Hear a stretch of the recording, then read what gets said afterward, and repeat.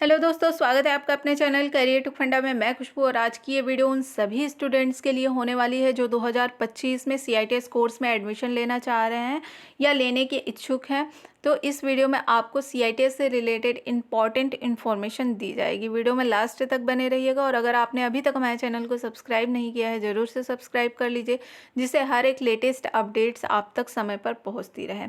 तो बहुत सारे स्टूडेंट्स की क्वेरीज आ रही थी CITS के फॉर्म कब तक आएंगे, तो उसके बारे में भी यहाँ पर आपको जानकारी दी जाएगी। स्टेप बाय स्टेप आप सबसे पहले जानेंगे कि CITS कोर्स आखिरकार होता क्या है। फिर यहाँ पर जानेंगे कि CITS में एडमिशन के लिए जो क्वालिफ़िकेशन एसेंशियल रखी गई है वो क्या होती है, क्या यहाँ पर एक्सपीरियंस की भी ज़रूरत होगी, और साथ ही साथ जानेंगे कि फॉर्म आपके कब तक आएंगे, फॉर्म फीस क्या होती है, एज लिमिट क्या होती है, एग्ज़ाम कब तक होते हैं, सारा कुछ यहाँ पर डिटेल में जानेंगे। सबसे पहले हम जानते हैं कि CITS होता क्या है। तो CITS आपकी क्राफ्ट्स इंस्ट्रक्टर ट्रेनिंग स्कीम होती है, जिसका ड्यूरेशन क्या होता है वो 1 ईयर का होता है। ये किस तरह का कोर्स है, तो जिस प्रकार से आपका प्राइमरी स्कूल में टीचर बनने के लिए BEd या BTC की डिग्री की रिक्वायरमेंट होती है, उसी तरह से ITI कॉलेज में टीचर या इंस्ट्रक्टर बनने के लिए CITS कोर्स की डिग्री की रिक्वायरमेंट होती है, जिसकी ड्यूरेशन आपकी 1 ईयर होती है। अब हम जान लेते हैं कि इसके लिए जो इसेंशियल क्वालिफ़िकेशन होती है वो क्या होती है। इसेंशियल क्वालिफ़िकेशन में आप देख सकते हैं, तो यहाँ पर अगर आपने NCVT या SCVT से ITI कर रखे हैं किसी भी ट्रेड में, वो स्टूडेंट्स एलिजिबल होते हैं CITS कोर्स में एडमिशन के लिए। साथ ही साथ जो भी डिप्लोमा स्टूडेंट्स हैं या फिर डिग्री में आपने अगर बीटेक कर रखा है तो वो स्टूडेंट्स भी CITS कोर्स में एडमिशन ले सकते हैं। CITS कोर्स का जो फॉर्म होता है वो फिलअप करके उसका एग्ज़ाम देकर आप वहाँ पर एडमिशन ले सकते हैं। अब हम जानेंगे कि जो CITS कोर्स होता है उसके लिए आपका सबसे पहले फॉर्म आता है। फॉर्म हमेशा आपका जून मंथ में आता है, ठीक है। जून मंथ में फॉर्म आते हैं जिसको आप फिलअप करते हैं। उसका एक all India common entrance test होता है, ठीक है, जिसके थ्रू आपका यहाँ पर इस कोर्स में एडमिशन होता है। अगर आपने all India common entrance test pass कर लिया है तो मेरिट बेस पर आपकी काउंसलिंग होती है और आपको कॉलेज अलॉट किया जाता है। नेक्स्ट थिंग है, इसके लिए एज लिमिट क्या रखी जाती है। तो एज लिमिट आपकी जो मिनिमम एज लिमिट होती है वो 18 साल होती है, यानी 18 साल से कम के स्टूडेंट्स नहीं अप्लाई कर सकते हैं। और जो मैक्सिमम एज लिमिट होती है वो कोई नहीं है, यानी अपर एज लिमिट यहाँ पर कोई रखी नहीं गई। आप किसी भी एज ग्रुप के हैं, आप इस फॉर्म के लिए एलिजिबल है, इस कोर्स के लिए एलिजिबल है। अगर आपने ITI किया है, डिप्लोमा किया है, डिग्री किया है, तो आप किसी भी एज ग्रुप में हैं, आप जो है CITS कोर्स में एडमिशन ले सकते हैं। जो फॉर्म फीस होती है, फॉर्म फीस भी देख लेते हैं। फॉर्म फीस आपकी जो जनरल और OBC कैंडिडेट होते हैं उनके लिए 500 रखी जाती है, और जो SC ST EWS कैंडिडेट हैं, फिजिकली हैंडीकैप्ड स्टूडेंट्स हैं, और जितनी भी वुमेन कैंडिडेट्स हैं उनके लिए फॉर्म फीस यहाँ पर 300 रुपये रखी जाती है, ठीक है। तो ये सारी चीज़ें हो गई। अब जो आपका 2024 सेशन का था, नहीं उससे पहले हम बात करेंगे। तो यहाँ पर आप एग्ज़ाम पैटर्न देख सकते हैं। एग्ज़ाम पैटर्न क्या होता है, जो एंट्रेंस एग्ज़ाम का जो पैटर्न है वो क्या है। तो आपके जो 75% जो क्वेश्चन होते हैं, यानी टोटल 100 मार्क्स का आपका एंट्रेंस एग्ज़ाम होता है, ठीक है। 100 क्वेश्चन में से आपके 75 क्वेश्चन किससे होते हैं, आपके ट्रेड से रिलेटेड होते हैं। जो भी आपका ट्रेड है उससे आपके 75 क्वेश्चन रहेंगे, और 25 क्वेश्चन आपको मैथ्स से देखने को मिलेंगे, मैथ्स और रीजनिंग से। रीजनिंग से आपके 1-2 क्वेश्चन रहते हैं, बाकी आपके 20 से 22 क्वेश्चन आपके मैथ्स से देखने को मिलते हैं। तो ये आपका जो है एग्ज़ाम पैटर्न होता है, एंट्रेंस एग्ज़ाम पैटर्न होता है। इसको आप क्वालिफाई करना रहता है। मिनिमम आपको जो क्वालिफाइंग मार्क होता है वो 25 नंबर होता है, ठीक है। 25 नंबर आपको एटलीस्ट लाने ही होंगे, किसी भी ट्रेड से हैं तब आप क्वालिफाई होंगे, और उसके ऊपर आप कितने भी लाते हैं तो आप मेरिट में आएंगे और आपका मनपसंद आपका कॉलेज मिल जाएगा।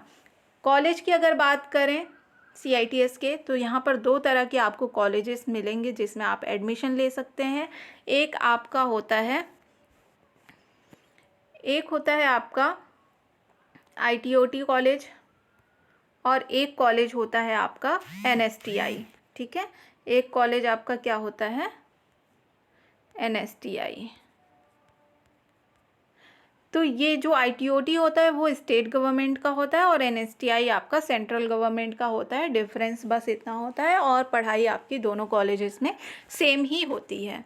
अब यहाँ पर 2024 का है वो सेशन हम देख लेंगे कि उस सेशन की जो पैटर्न था वो क्या था। तो यहाँ पर पिछले साल आपके 15 जून को एप्लीकेशन फॉर्म स्टार्ट हो गए थे और 21 जुलाई तक ये फॉर्म फिलअप हुए थे। इतना समय फॉर्म फिलअप के लिए नहीं मिलता है। पिछले साल आपको एक समस्या देखने को मिली थी, जो स्टूडेंट्स पिछले साल भी फॉर्म अप्लाई किए होंगे, इनका एडमिशन नहीं हुआ होगा, उनको पता होगा कि पिछले साल आपसे एक्सपीरियंस मांग लिया गया था, है ना, एक्सपीरियंस मांग लिया गया था। एक्सपीरियंस कैसा, जो भी स्टूडेंट्स यानी जो भी टेक्निकल बैकग्राउंड के स्टूडेंट्स हैं उनके लिए 2 साल का एक्सपीरियंस मांगा गया था। यानी अगर वो ITI या फिर ITI किए हैं तो उनके पास 2 साल का 3 साल का एक्सपीरियंस होना चाहिए, यानी वो कहीं पे वर्क किए हों।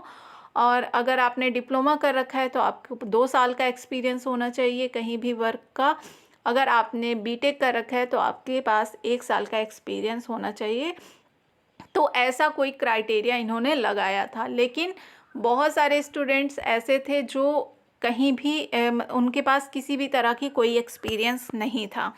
ठीक है, तो बहुत सारे मेल्स किए गए निमी को, DGT को कि जो स्टूडेंट्स हैं उनके पास एक्सपीरियंस नहीं है तो वो कैसे इस फॉर्म को अप्लाई कर सकते हैं। तो यहाँ पर फॉर्म काफ़ी कम फिलअप हुए थे और बहुत सारी जो रिक्वेस्ट गई थी कि एक्सपीरियंस को हटा दिया जाए, उसके बिहाफ पर यहाँ पर पिछले साल एक्सपीरियंस को हटा दिया गया था। इस साल का अभी कुछ नहीं कंफर्म है कि इस साल भी एक्सपीरियंस मांगा जाएगा कि नहीं मांगा जाएगा।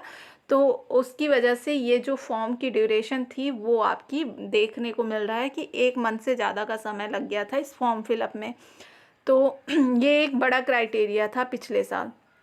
और यहाँ पर जो आपका एग्ज़ाम हो गया था वो आपको एग्ज़ाम देखने को मिल रहा है यहाँ पर 4 अगस्त को यहाँ पर एग्ज़ाम आपका कंडक्ट करा दिया गया था। ऑनलाइन एग्ज़ाम होता है जिसमें आपके टोटल 100 क्वेश्चंस पूछे जाते हैं। यहाँ पर नेगेटिव मार्किंग आपको किसी भी तरह की देखने को नहीं मिलेगी। ठीक है, तो ये टोटल आपका इस तरह का क्राइटेरिया था और फॉर्म आपके जून में आ जाएंगे। जो भी स्टूडेंट CITS करने के इच्छुक हैं वो अपनी तैयारी अभी से करना स्टार्ट कर दें, क्योंकि और अपने ट्रेड पर आप ज़्यादा ध्यान दीजिएगा, क्योंकि 75 क्वेश्चन आपके किससे रहेंगे, 75 क्वेश्चन आपको आपके ट्रेड से देखने को मिलेंगे। और मैकेनिकल वाले स्टूडेंट्स या फिर डिप्लोमा वाले स्टूडेंट्स के लिए यहाँ पर फ़ायदा ये रहेगा कि आप ITI किसी भी ट्रेड से CITS कोर्स कर सकते हैं। यानी अगर आपने मैकेनिकल से डिप्लोमा या बीटेक कर रखा है तो आप मैकेनिकल से रिलेटेड जितने भी ITI के कोर्स हैं, लाइक फिटर से आप अप्लाई कर सकते हैं, या फिर फिटर या डीजल या MMV या ट्रैक्टर मैकेनिक, ठीक है, वेल्डर, आप किन्हीं भी ट्रेड से अप्लाई कर सकते हैं। अगर आपने इलेक्ट्रीशियन या इलेक्ट्रिकल ट्रेड से हैं तो आप इलेक्ट्रीशियन या इलेक्ट्रॉनिक मैकेनिक से आप CITS कोर्स कर सकते हैं।